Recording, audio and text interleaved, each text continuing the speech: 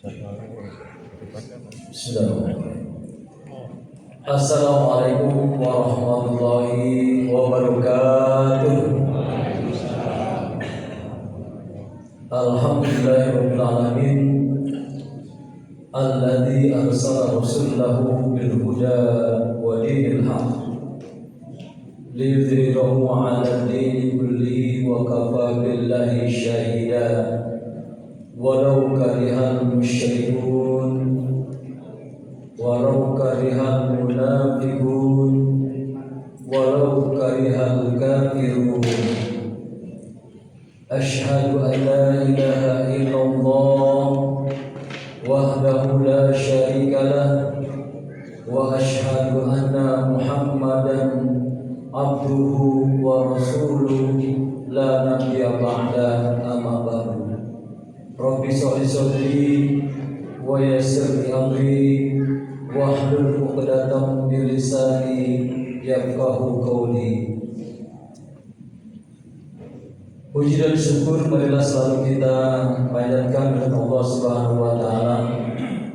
Pada malam hari ini kita masih dapat menjalankan kewajiban kita sebagai umat Islam, yaitu menjalankan sholat Isya, dan insya Allah nanti kita sambung dengan sholat sunnah tarawih dan witir. Karena kesehatan, keimanan dan ketakwaan yang Allah berikan kepada kita, salawat dan salam marilah selalu kita sampaikan kepada junjungan Nabi besar kita Muhammad sallallahu alaihi wasallam yang membawa umat manusia dari zaman kegelapan, zaman jahiliyah kepada zaman yang terang benderang dipenuhi dengan akidah beriman kepada Allah Subhanahu wa taala. Hadirin yang dirahmati Allah Subhanahu wa taala, kalau kita mendengar info pada malam hari ini akan terjadi gerhana bulan total. Mudah-mudahan info tersebut valid ataupun tidak valid. Ada dua kemungkinan. Tetapi kita tidak melihat valid atau tidak validnya, benar atau tidak benarnya. Namun yang perlu kita menyadari bahwa ketika terjadi fenomena alam, kita harus mengembalikannya kepada kekuasaan Allah Subhanahu wa taala. Tidak terjadi sesuatu di alam ini kecuali dengan izin dari Allah Subhanahu wa taala. Dulu, zaman dahulu, orang-orang tua kita, ada orang-orang yang mengaku memiliki kesaktian, memiliki ilmu kanuragan, memiliki ilmu yang tidak dimiliki oleh orang lain, ilmu kedikjayaan. Lalu mereka berpendapat, jika mereka mengetahui ada kelahiran seseorang, orang yang tersebut diduga oleh yang bersangkutan karena terjadi berbarengan dengan gerhana bulan atau gerhana matahari, bahwa orang tersebut, orang yang lahir tersebut adalah orang yang menjadi orang besar. Atau sebaliknya, jika ada kematian seseorang, kalau berbarengan dengan terjadinya gerhana matahari atau gerhana bulan, disebut bahwa orang tersebut adalah orang yang memiliki ilmu yang tinggi. Itu sama sekali tidak benar. Maka yang benar adalah bahwa segala sesuatu yang ribuan jutaan jumlahnya bintang-bintang di langit, susunan galaksi tata surya yang jumlahnya satu tingkat jutaan, satu tingkat langit saja jumlahnya jutaan, bintang-bintang galaksi Bima Sakti di sana. Istilahnya begitu dalam ilmu fisika yang pernah saya baca. Belum lagi sampai langit kedua sampai ke 7, berapa miliar. Itu semuanya sudah berada di dalam genggaman Allah Subhanahu wa Ta'ala. Oleh sebab itu, segala sesuatu yang terkait tadi itu disebut dengan mitos. Mitos itu pandangan orang yang tidak berdasar dengan agama, yang tidak berdasar dengan realitas agama, tapi hanya dugaan, sugesti yang bersangkutan terhadap orang yang terkait dengan kematian atau kelahirannya, yang terkait dengan kejadian alam semesta. Lalu apa yang harus dilakukan oleh umat Islam? Terjadinya gerhana bulan ataupun matahari ataupun sesuatu yang luar biasa yang terjadi di alam ini, saatnya momentum yang tepat untuk meningkatkan ibadah kita kepada Allah Subhanahu wa Ta'ala. Mengapa demikian? Bapak-bapak, ibu sekalian, adakah di antara kita yang tahu kapan kita akan mati? Tidak ada yang tahu. Sama seperti kita tidak tahu kapan akan datangnya hari kiamat. Maka ketika alam ini menunjukkan gejala ketidaknormalan seperti yang kita rasakan selama ini, seperti sekarang malam ini adalah gerhana bulan.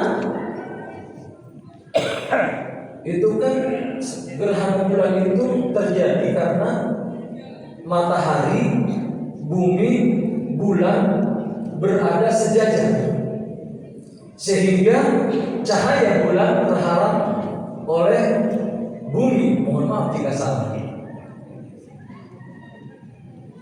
Nah, itu terjadi sekali-sekali. Sedangkan kita, bumi kita yang kita pijak ini, itu berputar mengelilingi matahari setiap detik, setiap saat. Dulu orang Yunani namanya Galileo Galilei yang mengungkapkan bahwa bumi itu bulat, ditebas lehernya oleh para penguasa Yunani pada saat itu. Tetapi kemudian Al-Quran menunjukkan bahwa matahari itu tetap berada di porosnya.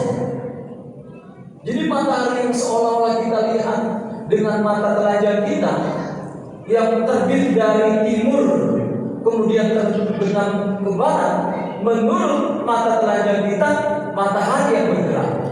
Tetapi kemudian Al-Quran menyebutkan bahwa sesungguhnya matahari itu diam, yang bergerak adalah bumi. Dia sambil berputar dengan dirinya, dia juga berputar mengelilingi matahari. Subhanallah. Nah, kalau perputaran bumi ini berhenti sejenak, istirahat karena capek, karena sudah miliaran tahun bergerak, apa jadinya dengan kita sebagai makhluk hidup di dunia ini? Oleh sebab itu, fenomena apapun yang terjadi di alam ini, termasuk di antaranya gerhana bulan, adalah momentum yang paling tepat bagi kita untuk meningkatkan ibadah kita kepada Allah Subhanahu wa Ta'ala. Sebagai manusia yang memang diciptakan oleh Allah untuk beribadah kepadanya. Wa ma khalaqtul jinna wal insa illa liya'budun. Bapak-bapak dan ibu sekalian yang dirahmati oleh Allah Subhanahu wa taala. Jadi akhir zaman itu sekarang ada umat Islam yang tidak percaya dengan akhir zaman. Nauzubillah, summa nauzubillah. Mudah-mudahan di antara kita semuanya beriman, percaya bahwa akan ada akhir zaman. Kita tidak termasuk orang-orang yang tidak percaya, tidak termasuk orang-orang yang tidak percaya dengan datangnya akhir zaman. Maka itu pun sebagai tanda bahwa salah satu tanda terjadinya gerhana itu adalah salah satu tanda bahwa dunia ini akan berakhir atau disebut dengan akhir zaman.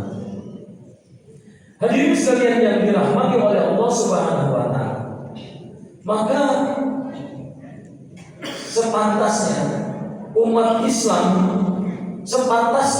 Islam karena mengetahui bahwa dunia ini akan berakhir, karena menyadari bahwa kita tidak selamanya hidup di alam dunia ini. Kullu nafsin dha'iqatul maut, bahwa setiap yang bernyawa akan merasakan kematian. Namun seperti halnya kiamat, kita tidak tahu kapan datangnya kematian kita. Ada sekarang tayangan orang yang sedang duduk sholat, sujud, ruku, bahkan sedang azan, bahkan sedang mengasih tausiah, memberikan tausiah, khutbah, dia wafat. Itu husnul khotimah namanya. Tapi ada orang yang sedang berpoya-poya, ada orang yang sedang melakukan maksiat, dia juga meninggal dunia. Itu yang disebut dengan su'ul khotimah, akhir yang jelek. Kalau sedang sholat, sedang ruku, sedang sujud, itu namanya husnul khotimah, akhir yang baik.